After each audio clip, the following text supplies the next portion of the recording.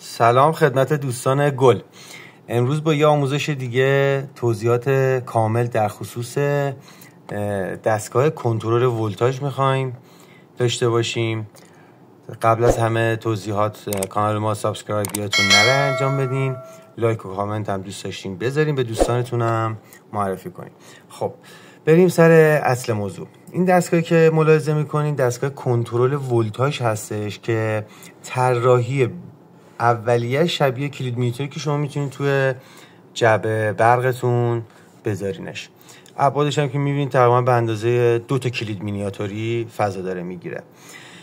این دستگاه توی بازار در حال حاضر تاریخ برج 5404 با آمپر 63 یعنی 63 آمپر جریان میتونه از این دستگاه عبور داشته باشه.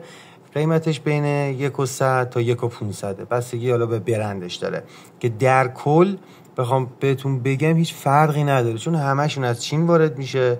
حالا هر برندی که دوست داره روش میزن و وارد بازار میکنه، یعنی دنبال قیمتش زیاد نباشین یا کیفیتش در اصل، چون همشون یه کاری داره.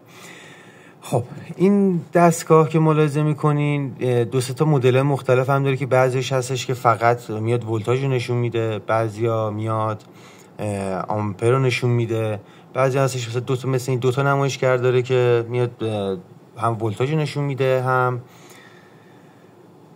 آمپر مصرفی لحظه ایتون. خب این دستگاه حالا در کل همشون 4 تا دکمه داره. دکمه آف داره، دکمه بالا پایین داره و دکمه منو داره که حالا یه سری از مدلاش هست برای ورود شدن به تنظیماتش دکمه 3 تا باید نگه دارید 3-4 ثانیه. یکی هم مثل این نه، همون تا میزنین وارد تنظیماتش میشه دونه دونه.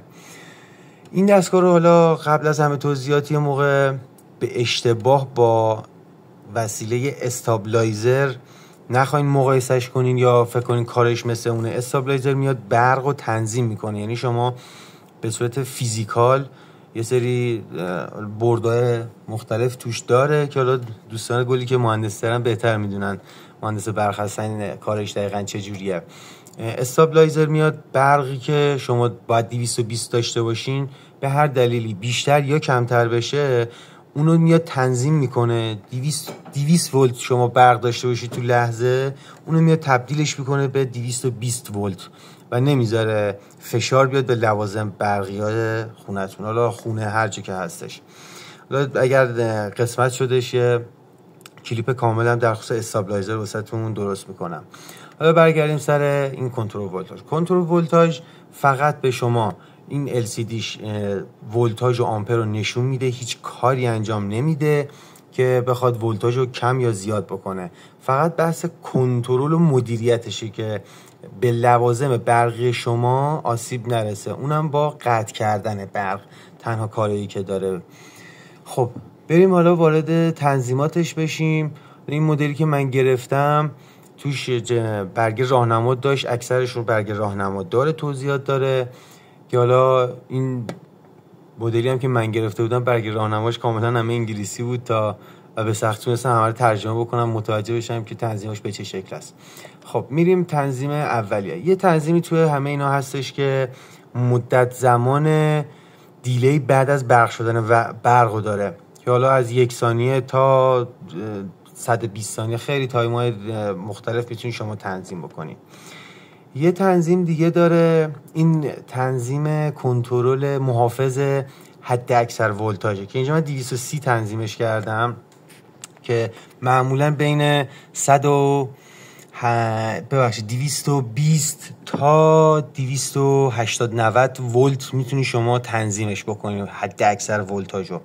حالا حد اکثر ولتاژ چی هست؟ من که الان 230 تنظیمش کردم، برق اگر بشه 231 ولت برق رو قطع میکنه و بعد از اون که حداقل با 5 تا اختلاف، یعنی شما نمیتونید اون 230 رو تنظیم کردین اینو بکنین 226 225 به پایین تنظیم بکنین، چه عملی اتفاق میفته؟ این که ولتاژ وقتی بالا 230 رفت و برق رو قطع کرد تا زمانی که کمتر از 225 نرسه مجدد برق رو وصل نخواهد کرد.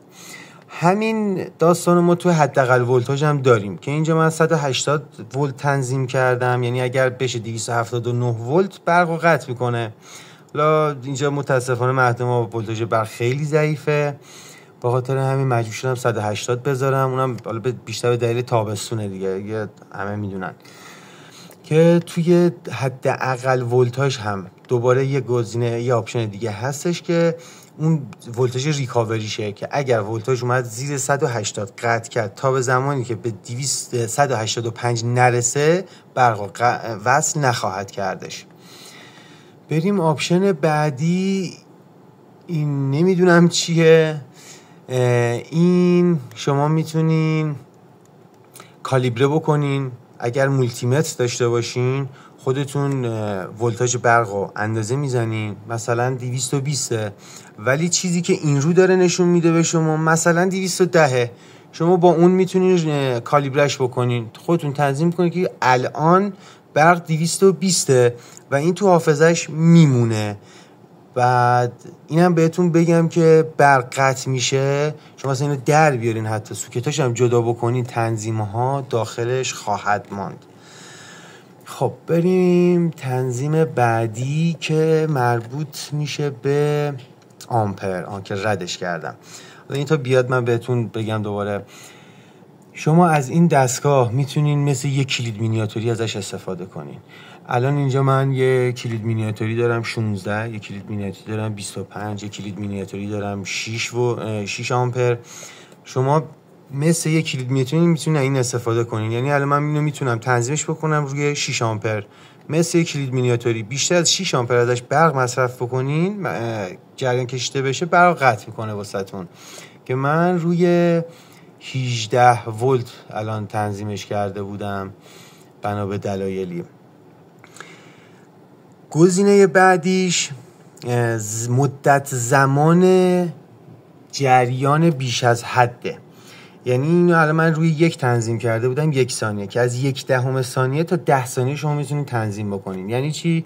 یعنی اگر شما روی 10 آمپر تنظیمش کرده باشین، 11 آمپر برق مصرف بکنه، 1 ثانیه فرصت داده باشین کمتر باشه، برق و قطع نخواهد کرد. ولی اگر بیشتر از 1 ثانیه جریان بیشتر از 10 آمپر ازش برق بکشید، قطع خواهد کرد و مجددا دوباره وصل میشه، که حالا تو بعضی از مدلاش دوباره یه مدت زمان وصل کردن برق به خاطر بالا بودن آمپر داره، که حالا این دستگاه نداره متاسفانه.